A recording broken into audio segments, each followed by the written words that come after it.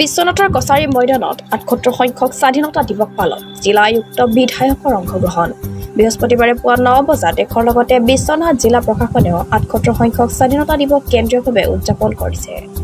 বিশ্বনাথৰ জিলা আয়ুক্ত কাৰ্যালয়ৰ সমীপৰ কছাৰী ময়দানত বিশ্বনাথ জিলা প্ৰশাসনৰ উদ্যোগত ৭৮ সংখ্যক স্বাধীনতা দিৱসৰ উপলক্ষে বিশ্বনাথ জিলা আয়ুক্ত ডক্টৰ নেহা যাদৱে তিৰংগা পতাকা উত্তোলন কৰে ইয়াৰ পূৰ্বে আয়ুক্তগৰাকী আৰক্ষী অৰ্ধসামৰিক বাহিনী গৃহৰক্ষী দলৰ লগতে বিভিন্ন বিদ্যালয়ৰ এনচিচি দলে কুচকাৱাজ কৰা পৰিদৰ্শন কৰে